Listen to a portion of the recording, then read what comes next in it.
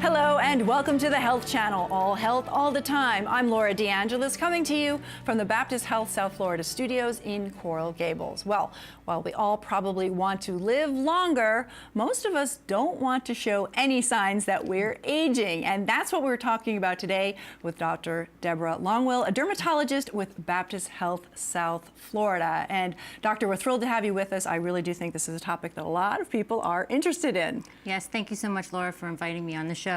It's definitely an amazing topic to talk about. I can't go anywhere without someone asking me a question about how do I look better and younger. Okay, that makes sense, and that's why you're here. And I think, Doctor, right at the top of that list of anti-aging products that people think about is sunscreen. We definitely need it 24/7, especially here in South Florida. But actually, the Mayo Clinic dermatologist, Dr. Dawn Davis, says the protective lotion is something that should be part of everyone's year-round routine. And as she puts it, you protect your eyes and your teeth and your organs 12 months out of the year. The skin should be no different. We actually have a video. She explains a little more, so we're going to take a quick look. While you might store other supplies you use this summer, keep the sunscreen handy. Being sun protective is actually a 12-month of a year habit, even if you live in a northern climate or if it is a season where you don't think about being in the sun. Mayo Clinic dermatologist Dr. Dawn Davis says that's because ultraviolet light is around us all the time, no matter the season or the sky conditions. Even on a cloudy day, ultraviolet light can pass through clouds. Dr. Davis says you can protect yourself by routinely using a sunscreen with an SPF of at least 15. Choose a sun protection factor of 30 for longer periods outside. Apply SPF 50 for all-day activities. I do like to remind my patients that there are now clothes that have impregnated sunscreen within them. The apparel comes with a UPF rating, short for ultraviolet protection factor. The clothes are very safe. They're now readily available at big box stores and also online. And they offer another way to make sun protection a 12-month-a-year habit. Okay, so a lot of information in that video, Doctor, about sunscreen, and now we want to hear from you and, of course, what you would tell your patients. When we talk about SPF, what should we be putting on our face? Well, on a daily basis, if you're just going to work on and you're not getting much sun except in your car, going to work, you should have something at least an SPF of 15 or 30. And then if women would put makeup on top of that, they have an extra protection. You always have to remember that if you're going home later in the afternoon and the sun is very strong, you're going to get a lot of sun on the side of your face where you're going to get more pigmentation and a lot of telangiectasias. And then don't forget your neck and your chest because those areas are getting sun when you're in the car. Right. If you're outside just walking your dog daily, you're going to get a lot of sun exposure. Accumulation of sun exposure over time is going to actually damage the skin over time and then give you more wrinkles, more spots, more things that you don't want to see. Yes, don't want that. And then if you're out playing sports, protective clothing is always a wonderful option. Then you don't have to worry about how much sunblock you have on or not. It's just the clothing of a hat, a gaiter, protective clothing for your arms. And then you can stay out and do a marathon without having to worry about sun protection. One less thing to worry about, and you're protecting your skin. Now, I do want to ask you too, I am someone with sensitive skin, and some people I know struggle sometimes with putting sunscreen on the face, then they worry they might get pimples or some kind of breakout. So what do you advise people with that kind of a situation? Right. So certain patients that are sensitive, I recommend the ones with titanium dioxide or zinc oxide. So there's more of a physical block and not a chemical block, and you're less likely to have an irritation or allergy to it. The ones that are the lighter ones, like our spray, they may have some sensitivities because of the alcohol base in it. And I find that women who do have a sensitivity of breaking out, that if you layer with a lighter sunblock and then when you have your makeup that has protection, you're double protecting. Okay. We have sticks that have makeup powder that you can just quickly put on just if you're going to go out and you want to be protected and look good. Right. That's good. There's a lot of options out there that didn't exist before. Okay, so Doctor, we've been talking about sunscreen, and we know there are some other ways or other tips, if you will, that we can follow to reduce this premature skin aging. We actually have a little graphic here to kind of get us through that. So, Doctor, let's kind of talk about some of these and maybe tell us, there's 10 items on this list, starting along with using a self-tanner rather than getting a tan. If you smoke, stop. So I guess if you look at this list again, how does this kind of factor into what you might tell patients who come in looking for ways to take care of their skin and avoid premature aging? Well, if somebody wants to look darker or tanner, then self-tanner is a good option. Instead of going in the sun and getting repeated sun exposure, as Right. well as tanning booths, Yeah. which is not a great thing at all. Smoking actually causes a lot of damage in the skin as well as the rest of the body. Repetitive facial expressions, constantly frowning or you want to smile because that does uplift you. But the frowning, when you do consistently, you end up with a permanent wrinkle, and we have Okay. Botox for that. And eating healthy and well-balanced diet. Sure. Getting things that have free radicals, and you're taking care of the antioxidants in your system. And also drinking less alcohol, because that dehydrates you and takes away the oxygen from your cells, as well as increasing sugar level in your body, because sugar causes inflammation. Inflammation takes away the oxygen from your cells, and then you actually have some damage there. Right.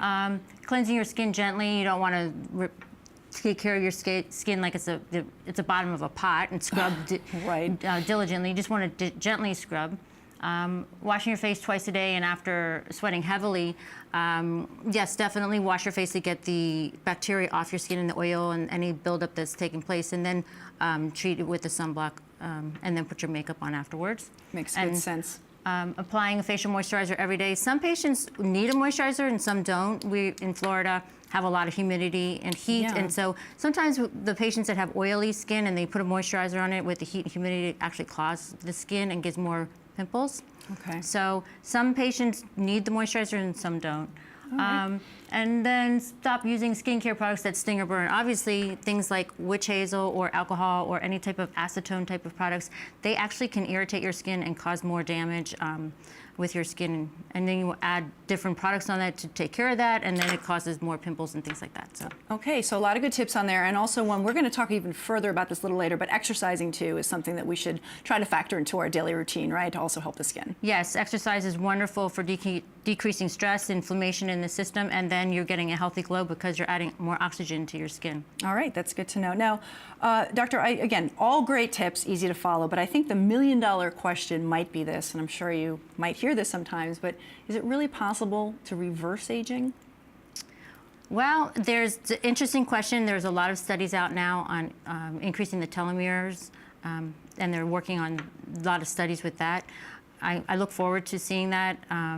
As far as sun damage or environmental damage that someone has done already on their skin, we do have different peptides and growth hormones, growth factors, and topical treatments and vitamin C's and products that can actually repair skin cells temporarily, because obviously if we don't continue to protect it and we continue damaging the skin, then the skin will become more aged again. Okay, that makes sense. Maintenance. Maintenance. All right, maintenance is a good thing. Now, Doctor, one thing, there are so many products out there, and sometimes I think for a lot of people, perhaps finding the best product for your skin can be a little intimidating, a little overwhelming, because again, so many choices. So you already touched on this a little bit. Something that affects me a little personally is the moisturizer issue. So, you go out, you see there's all these types of moisturizers. What do you recommend to people when it comes to a moisturizer, and what kinds of questions are you getting from your patients about finding a moisturizer that really works for them? Yes. Well, in my practice, I have a variety. I have teenagers that have acne and oily skin, and then I have adults, and I have also children have eczema and they have dry skin too. So if you have very, very dry skin, then you would go toward more of a cream. Okay. If you have more oily skin, but you still want to hydrate the skin, you would go more towards the lotions. And then if you really have a breakdown in the skin, then you would go more to an ointment. So those are the three basic things. Then now, if you want to have something that has to help repair sun damage, or environmental influences, you would go with something with a peptide or a vitamin C added to a lotion if you wanted something that, if you had rosacea. Okay. If you are more dry and you wanted those types of products to help repair the skin, you would go with the vitamin C, peptide, green tea, and a moisturizer with a cream base. And then they have body creams that have the same types of things, because you want to, don't forget your neck and chest and your hands. Important. And so it depends on what the patient is actually looking for, and so we decide which moisturizer would work for them. And sometimes patients just don't need moisturizer. Okay, Believe that's it or good not. to know. All right, well, that's good to know because sometimes I might shy away from it. So definitely good to know. It's not for everyone. It's something to talk to your doctor about. And one thing too, doctor, we hear about some home remedies that might be moisturizing as well. I am actually a fan of coconut oil. It works in my hair in particular. So just wondering, is that something that we can use on our skin as well? Okay, coconut oil is a great hydrator. It's natural and it dissolves right into the skin. Some patients works very well for them, and some patients it doesn't. So you'll know after using it for about a week if you're going to get little comedonal acne, and then it's definitely not for you. It's wonderful for any hydration in your hands and feet as well. Okay, so it sounds like the bottom line is to speak with your dermatologist about what might work, because one size doesn't fit all when it comes to the skin. True. Right? Okay. Well, doctor, look, we're off to a great start. We have a lot more to talk about as after this quick break. And coming up next, we're going to actually talk about the use of fillers to reduce the sign of aging in your skin, and we're going to learn about what collagen actually does for our skin as well. So stay with us. You are watching the Health Channel, All Health All the Time, and please be sure to check out our website, allhealthallthetime.com, to submit questions and learn about more programming. Stay with us. Wonder if you should get tested for colorectal cancer? Is it really that common? It is. It's the second leading cancer killer in the U.S. I don't have symptoms. It doesn't always cause symptoms, especially early on. And screening helps prevent the disease. Oh? How? By finding precancerous polyps so they can be removed. But that test. There's more than one screening test. If you're 50 or older, talk to your doctor about which one is right for you. Colorectal cancer screening really does save lives. Many websites selling medication may look professional and legitimate, but the vast majority of sites selling prescription drugs are doing so illegally. Criminals use websites to sell counterfeit medications that may contain life-threatening toxins. Dot Pharmacy is a website verification program that helps you identify safe and trustworthy online pharmacies. Purchasing medicine online can be safe and easy. Just look for pharmacy to the right of the dot in website addresses.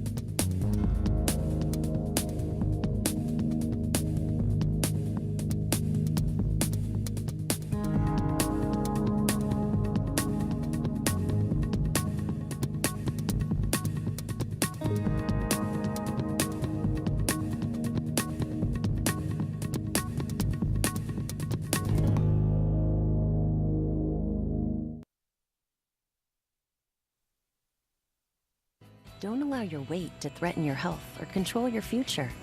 Excess weight or obesity can cause emotional and physical health risks. But you can take control. The Your Weight Matters campaign offers free resources and tips to help you measure and understand your weight. Take the Your Weight Matters Challenge. The free toolkit prepares you to speak with a healthcare provider about your weight. Your weight does matter. Take the challenge and take control today. You're gonna love your new birthday present. Are you ready?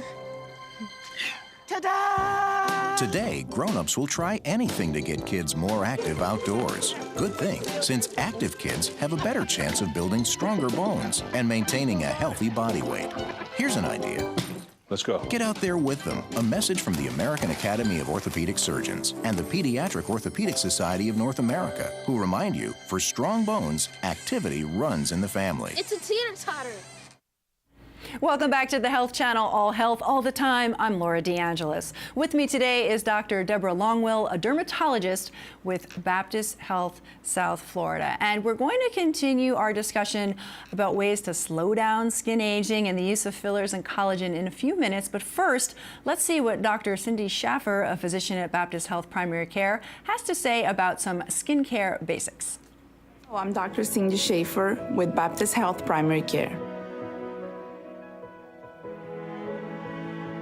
Appropriate skincare includes checking your own skin regularly for any abnormal growths or unusual changes. A skin self-exam can help find any suspicious skin problems early. The easiest time to do the exam may be after you take a shower.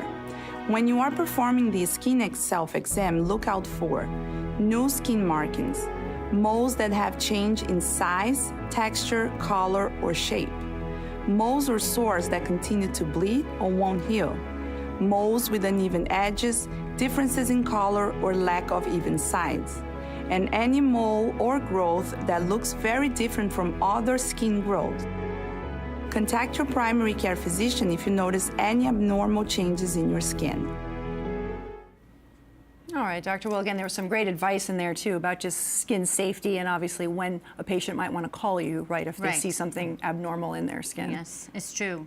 We've done, patients will have had a growth that doesn't want to heal, and they come in and we take it off and they find out it was little skin cancer, we repair it right away. Okay, early is good. All right, we know that. All right, now, Dr. Egan, we want to get back into some of these prevent aging on our skin tips, if you will. And we want to talk now about collagen and the role of collagen when it comes to keeping our skin looking its best. So please tell us, how does collagen help us? Well, collagen is the basic structure of the skin as well as other parts of the body. We don't want to have any type of damage in this in the collagen. We prevent it by avoiding the sun exposure, making sure we're drinking lots of water, and any type of environmental influences like constant rubbing or irritation. Anything that will break down the collagen will make the skin thinner, and then you end up with wrinkles, and then you want to come to see someone like myself to take care of it. Okay, and before we get into some of the fillers that are out there, are there other ways that we can just boost collagen production within our bodies? Yes, we can boost the collagen by eating healthy. Eating certain foods with protein, which is the basis of the collagen. Okay. Also, increasing the vegetables and fruits that help take oxygen from those types of nutritious foods and add the collagen to your skin. Okay, that's good to know. And is there any type of form of collagen that would be considered best? Or, again, you mentioned some of the things we can find in our diet, but is there a better form of collagen than others? The best form of collagen really is having a healthy diet and make what your intake. And then if you need to, you can do supplements. The problem with the collagen, it's a large molecule and it doesn't really penetrate the skin. So you want to find products that are going to actually penetrate the skin with like serums, and if you're going to do some type of treatment where it abrades the skin, so then the collagen can be stimulated by the products that way. Okay, good to know. And now one thing, Doctor, dermal fillers have gotten a lot of attention in recent years thanks to their promise to diminish facial lines and to restore some volume and fullness, I guess, to how your face looks. So, Doctor, let's talk again about dermal fillers, what they are and kind of what they can do for us. Well, let me just go back 1 second about with our actual aging process. It's really based on genetics as well as environmental influences. And then, as you see, after you're 30, you start noticing you get a little bit more narrow, and you've lost your support. So you're not only losing your collagen, but you're also losing your fat, the bones, and the muscles to start to shrink and become more narrow. And then there's no support of the skin, so you start to fall. Oh, okay. So in the morning, what you do is you wake up and go, if I could just do this, I would look great. So and we have fillers now to fill not just the lines here, but we have them to replace volume. And we've replaced the volume where the bone and the fat have started to diminish, and to support your skin back up to kind of where it was before. In addition to taking care of the superficial aspects of the skin, that's where you have the little areas of the collagen where it's causing the little fine lines and the pigmentation changes. Okay, and as you just mentioned, you do have these different fillers that can help with different things that people might have noticed in your skin, as you mentioned. You just mentioned something about enhancing shallow contours, also softening facial creases and wrinkles. Also, and we have another graphic kind of, again, showing what some of these things can do. Plumping up thin lips, improving the appearance of recessed scars, which I guess people who might have had acne can also suffer from, Yes, correct, sure. doctor? And reconstructing contour deformities in the face, and decreasing or removing the shadow of your lower lid. So we can do all of this with some help of fillers. Yes, and it's a strategic placement of product and knowing which product goes where. Each product has its own personality in a way. Okay. Certain products are a little thicker and more robust and they have more structure, and then you would add something on top of that to be a little bit thinner and a little bit more with movement of our mouths or facial expressions. And we don't want to look like mannequins. We want to look natural. So Absolutely. it's all about adding product where it belongs and knowing how the skin is going to handle the product. Okay, so you just kind of led us right into that. There are different types of fillers out there. So let's kind of start going through what those are. And I understand one of them is called calcium hydroxylapatite. Lapatite, I think I said that correct. Yes. So doctor, tell us, is this a popular filler, and just how does that work? What can it help us with?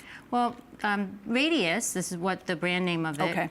and it was originally for repairing cartilage in the esophagus, and we are now using it for cosmetic purposes, and it's been out quite some time, at least 20 years or so. Okay. And we're using it for a basis of lifting and giving structure.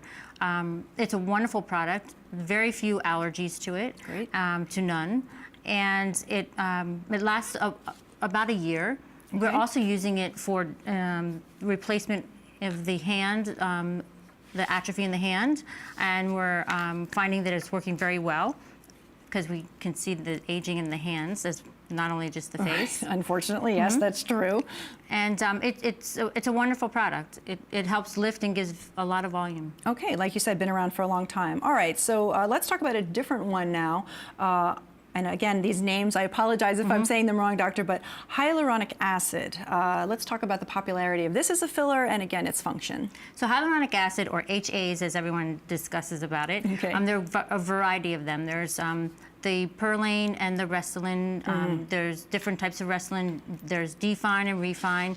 Then there's the Allergan group of the Voluma, Volbella, Volure, and then there's the Juvenile Ultra and Juvenile Ultra Plus. Okay. There's a new hyaluronic acid, or HA, on the market from Polinium from Canada. It's called Versa. It's more versatile. Okay. So each one has their own, like I said, personality. Right. Some are a little thicker, some are a little thinner. So it's just about placement of where we would want to put them.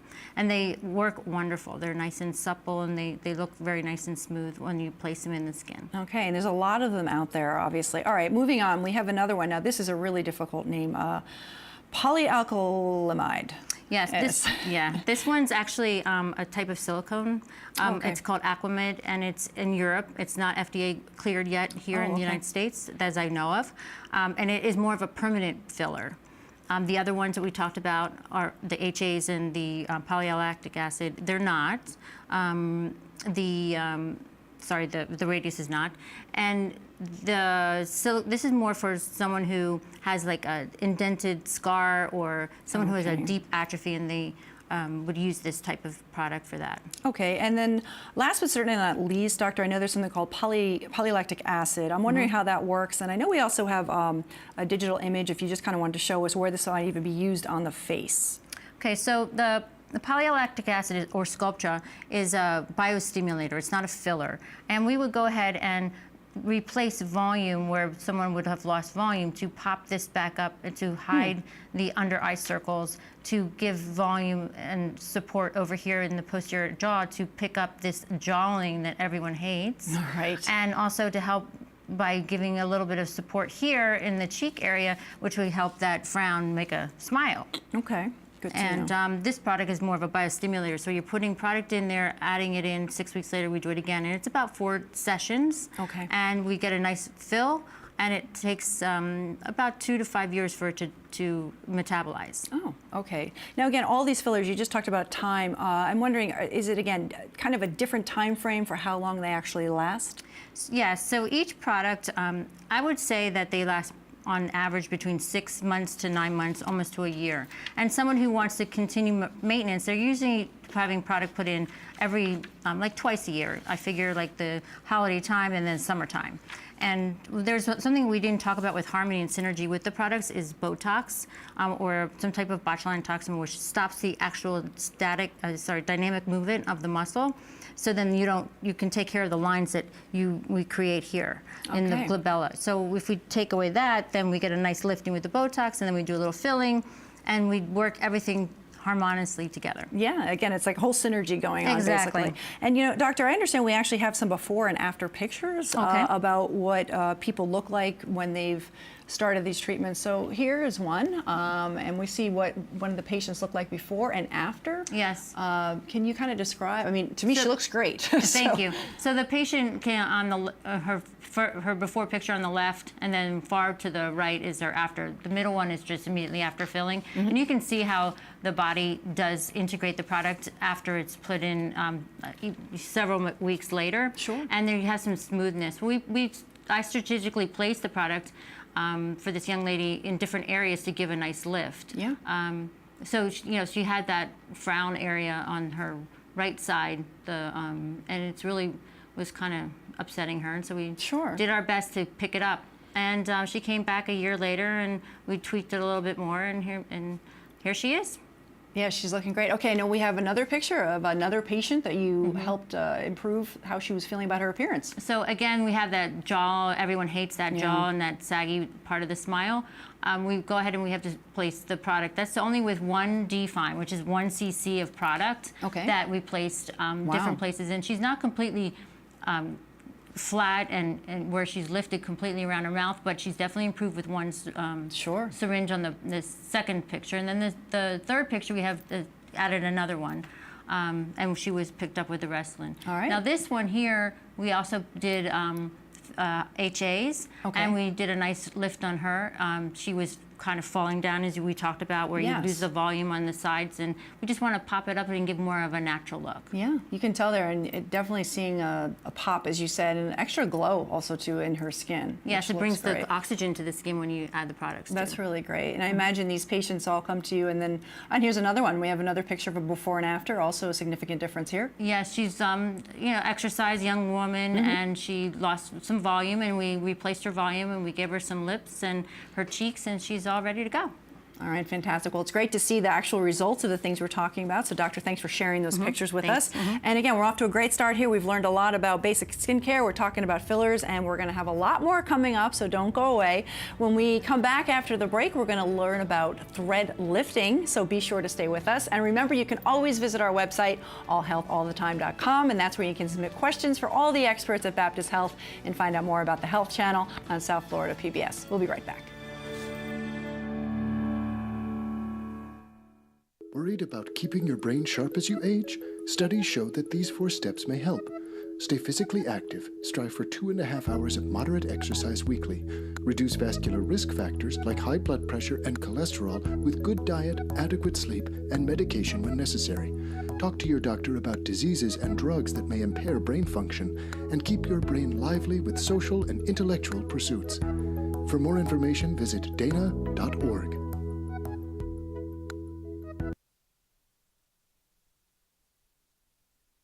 Cancer. We don't want to think about it, but I had to. Because you see, I was traveling, I was enjoying life, I was working. It was too long since my last PAP. When I was finally tested, we thought I might have cervical cancer.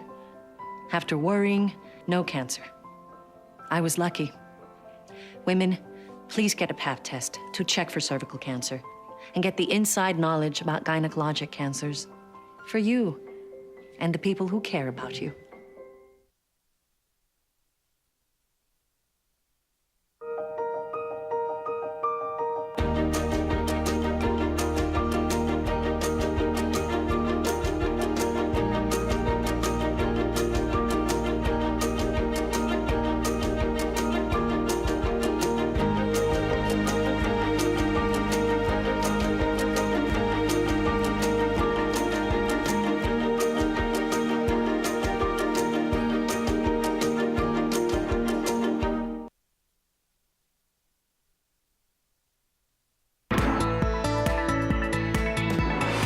T-cell therapy is a revolutionary new treatment for cancer. Healthcare companies developing CAR T immunotherapy use Thermo Fisher's Dynabeads technology to isolate, activate, and expand T-cells that have been genetically engineered to recognize and fight cancer cells. We're taking the patient's own cells and enriching those cells to fight the cancer. For more, go to thermofisher.com/CTS.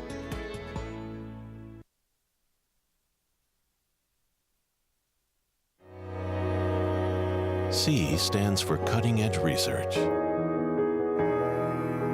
clinical trials,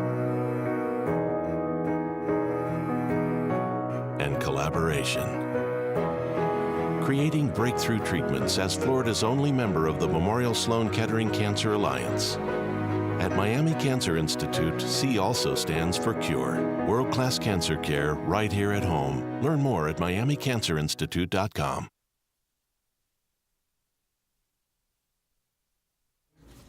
Well, welcome back to the Health Channel, all health, all the time. I am Laura DeAngelis, and we are spending this hour talking about ways you can slow down the signs of aging. And in this segment, we're actually going to take a look at two specific procedures, thread lifting and facelifts. Well, with me today is Dr. Deborah Longwill. She is a dermatologist with Baptist Health South Florida. And there is, doctor, we're going to talk again about thread lifting, excuse me. There's a new option for lifting and tightening sagging facial skin without going under the knife. And late last year, the FDA approved a new variation of a once popular procedure, again called a thread lift, making the use of temporary absorbable sutures a viable option for those who want to achieve similar results of a traditional facelift without the surgery or the downtime. Now, I understand the original thread lift came out in the 90s, but it kind of fell out of favor about 10 years ago. But the new options utilizing new technology are bringing the thread lift back into the spotlight. So, doctor, I think really right now we just want to kind of get into what is a thread lift and why is this something that people might want to consider as an alternative, again, to that traditional facelift that a lot of people have heard about. Okay, before we had fillers, we could fill and give volume. We want to give that convexity, but we didn't have anything to pull, right? So, you put fillers, but then you had the patient growing their face too big. So when we figured it out, somebody came up with it. Take a thread that's attached to a cannula, and you put it into the skin, and then you pull back, and it has like these little cones, the part of like a fish hook that has the backward cone, and it clicks into the tissue. Now these threads, actually, when they stay there, they start building your collagen around the threads. The thread does dissolve or metabolize over 6 to 9 months, but you're left with your collagen. And then over time, you would do it again.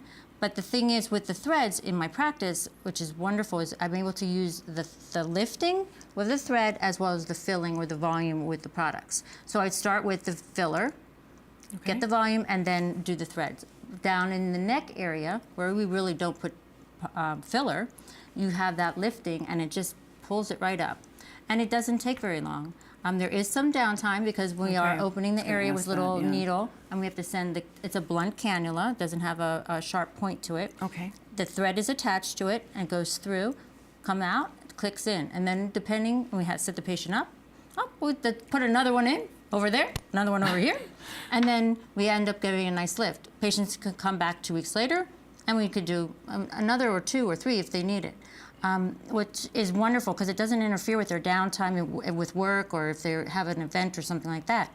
There's another thing with the threads, or there's threads without barbs. And we just put them in various places, the neck, the chest, the wrinkling part of the arms when we start to get that little cobblestoning, little wrinkles in the arms of her, where you have the wrinkling here, above the knees, abdomen, where you have a little crinkling of the skin. So we put those threads in, we just leave them there, and they start to build collagen and to give more of a lattice so that you have thicker skin and you have fewer wrinkles. Wow. So again, you just kind of brought this up on your own, but so it's not just for the face. I did not realize you could use it in other areas that might start to sag, so that's great to know.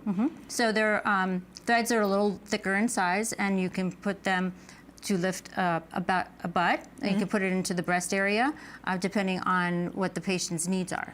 Okay, that's good to know. Now, also, you mentioned that there is a little bit of downtime. So what kind of recovery, though, might someone be looking at who's having the thread lift on the face? I know you said they come back to your office maybe a couple of weeks later to kind of see what's happening, but what kind of downtime are we talking about? If there's any bruising or swelling, it'll be about a few days or so.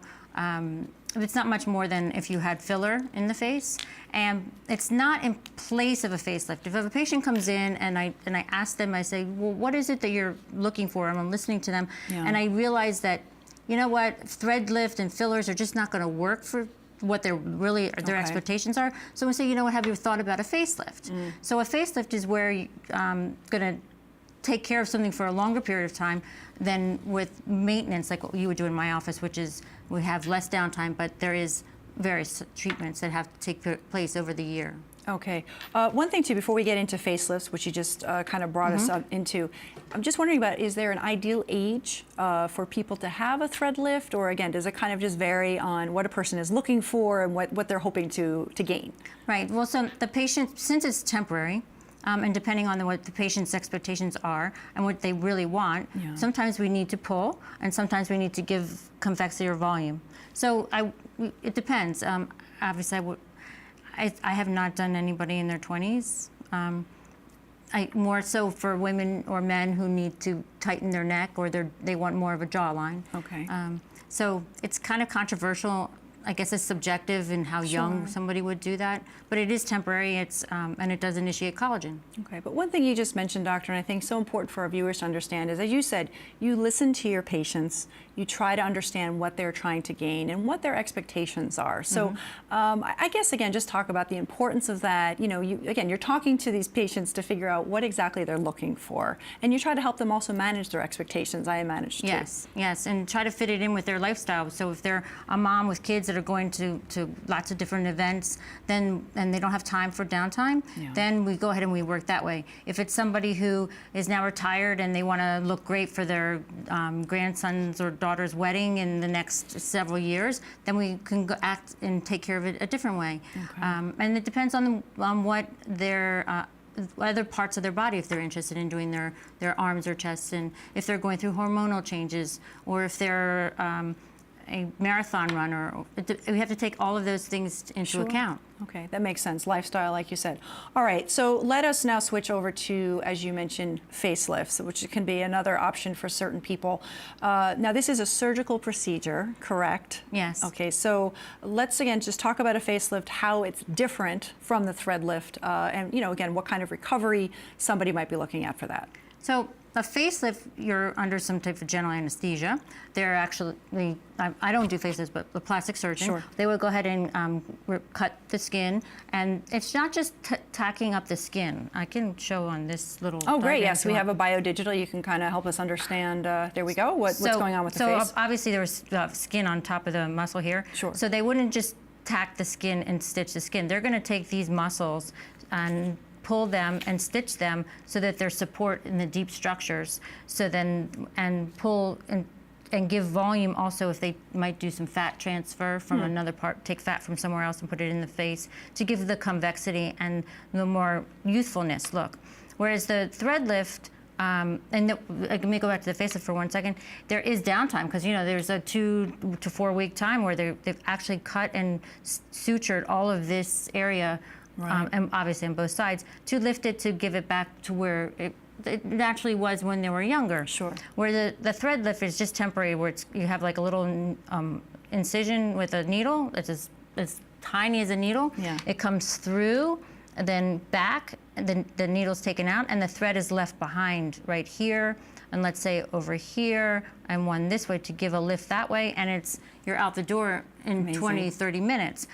But again, it's temporary. Okay, it is temporary. Whereas the facelift is definitely a procedure, and it's meant for lasting 10 years or so. Okay. And the thread lift, too, you mentioned very small incisions you're talking about here, nothing major surgery going on. So pain-wise, I mean, what have you heard from your patients? Very little discomfort? I mean, to me, it seems very minimal. Yeah, there's just a little bit of like a little tension, when we go through the area of the jaw, there may be a little bit of a tightness with the collagen there, and then they just go, for a second, that's it. And there really is not even any anesthesia involved because it's quick.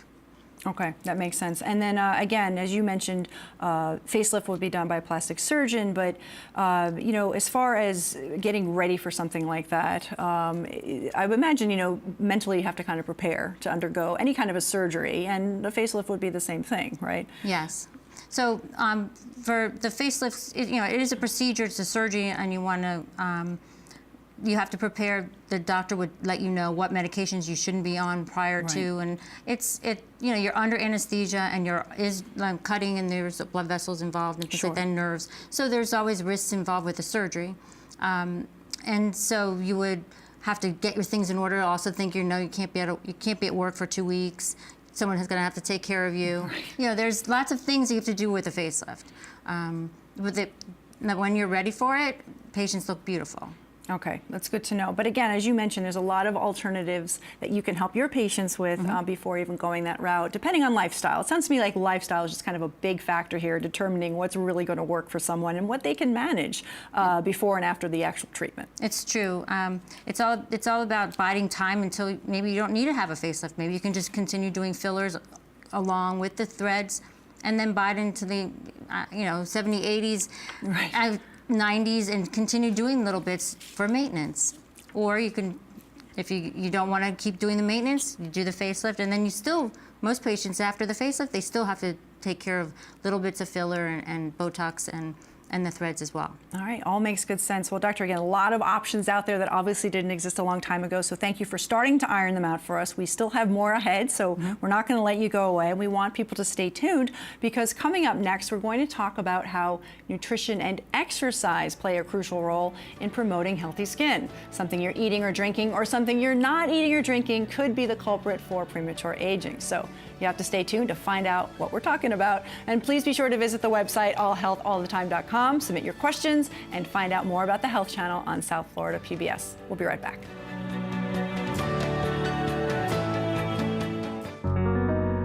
C stands for courage, collaboration, compassion, and cutting edge. With the most advanced radiation treatments, including proton therapy.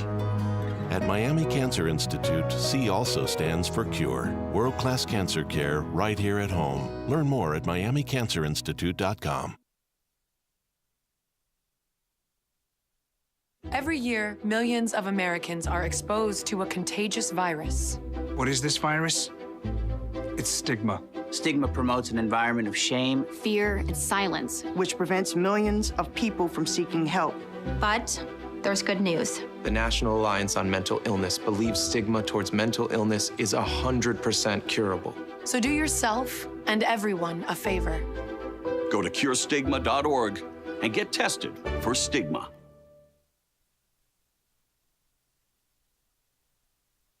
Hi, I'm Janelle Hale, founder and CEO of the National Breast Cancer Foundation.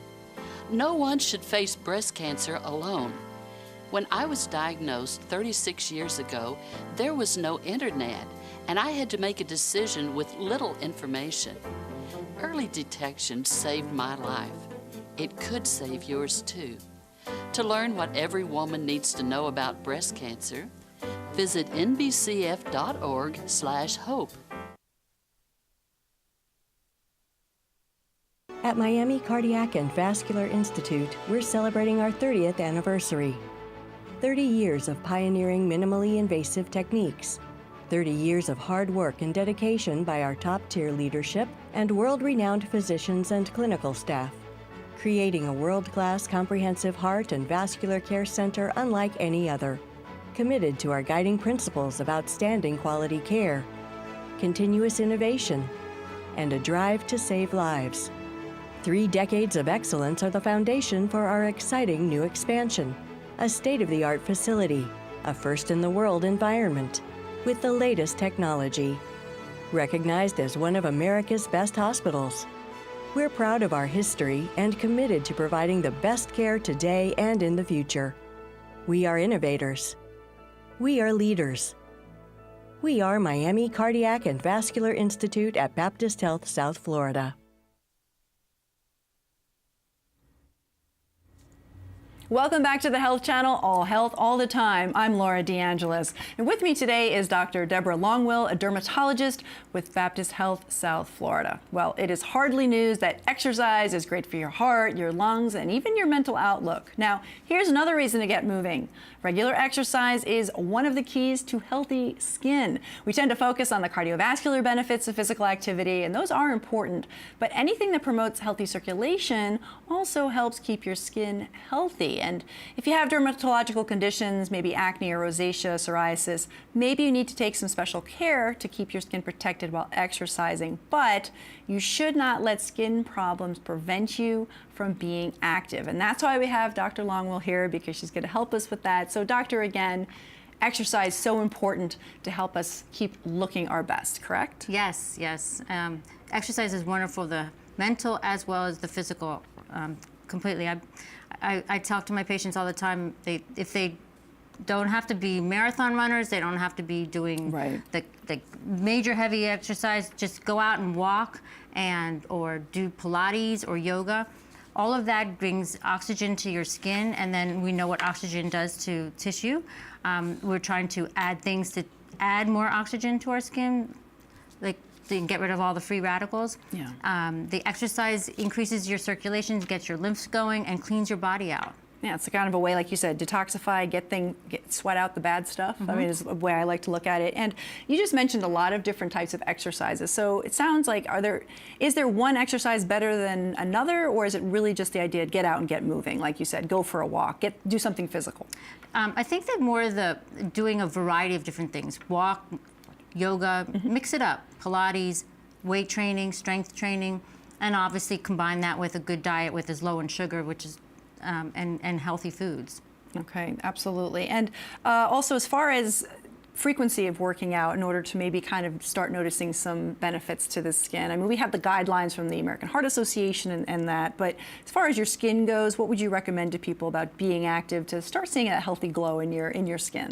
I recommend really every day doing something, whether if it's a yoga class or if it's a 30-minute jog or a 30-minute walk, a stationary bike, playing a game with the kids, running around, anything to get going for at least 30 minutes, because it's not only going to help your skin, but it's going to help you mentally, which is also going to help you look younger. Absolutely. If you're feeling great, you look great. You feel good, you look good. Absolutely. Now, one thing too, I know a lot of people enjoy exercising outdoors. I'm one of those people, whether it's walking or even a boot camp class sometimes outside. But obviously, if we're outside, we want to make sure we're also protecting our skin at the same time. So just another word of caution to folks: if you want to get outside and exercise, go for it. But what should they do to protect their skin?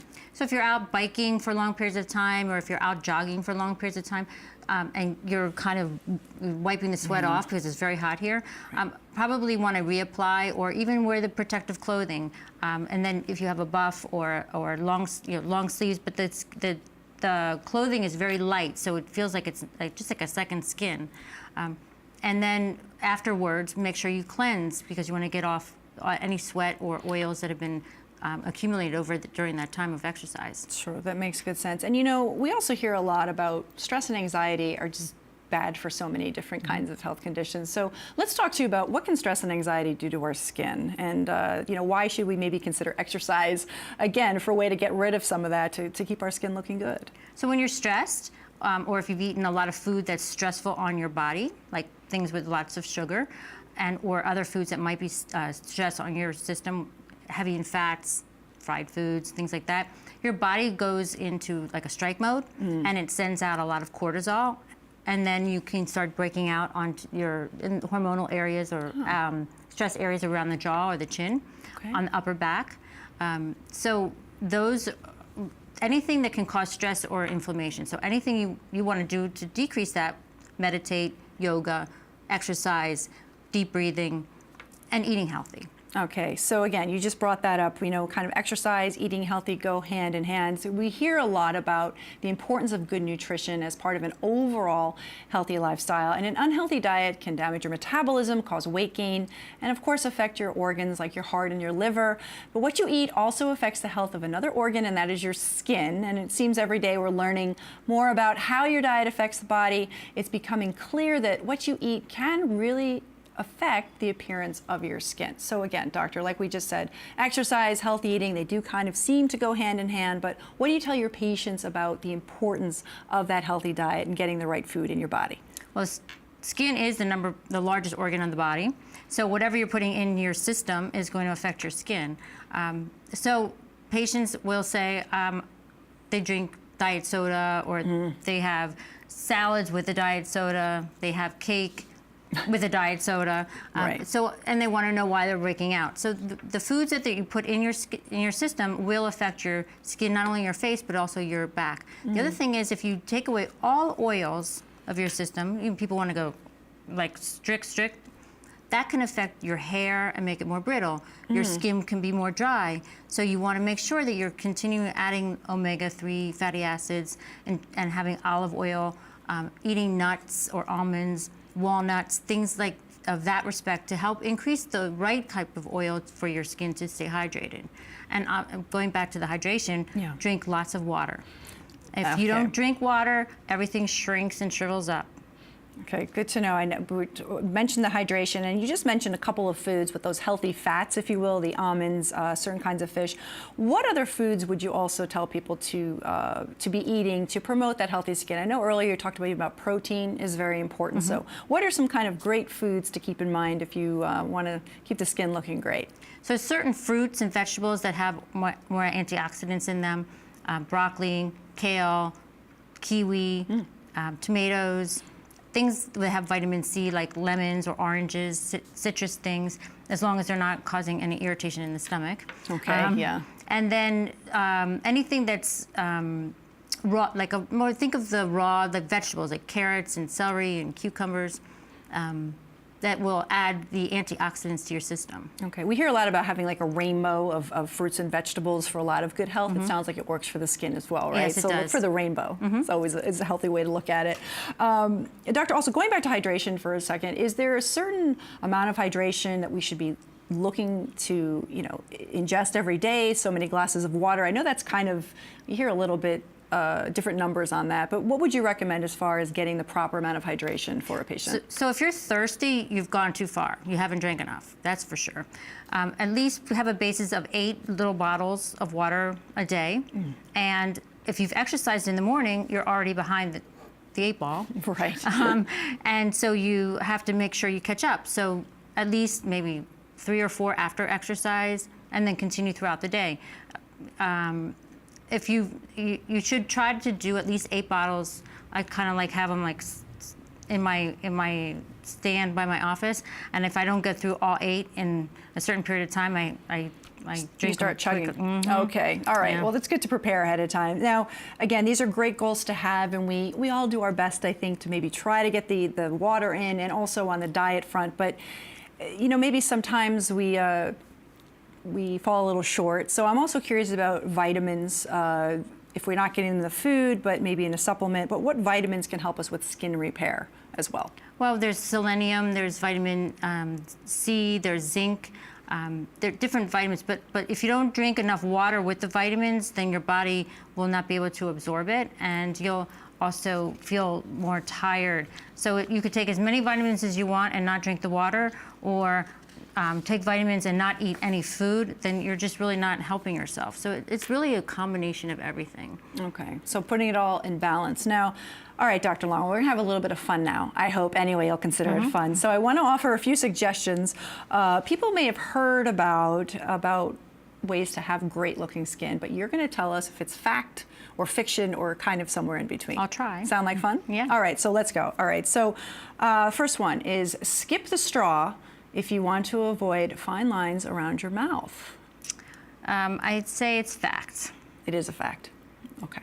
All right, I have to be better about that then. All right, next, another one is... Because we talked about that with the constant movement of the muscle. You said repetitive facial expressions. Yes. Okay, so I need to get rid of my straws. I'll try on that one. All right, next one is don't smoke. We hear this a lot, so to me it seems like a no-brainer, but again, it's always good to have a reminder. That's a fact.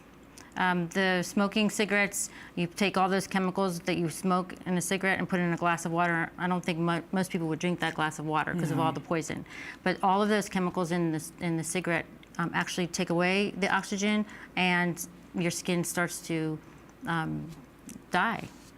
Okay, and that's definitely not something. It looks yellow and red and thin. Right, and just not healthy looking in general. Not healthy. All right, another reason to cut smoking. All right, something else. Cut back on sugar. Yeah, sugar is a big one. Yes, it's a big inflammation, causes inflammation in your liver and your kidneys. It causes inflammation everywhere. And it can cause fatty liver.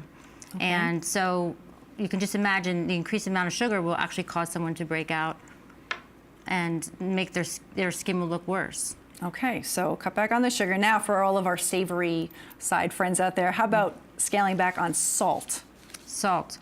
Salt will actually increase the water retention. So if you are swollen, then you should decrease the amount of salt.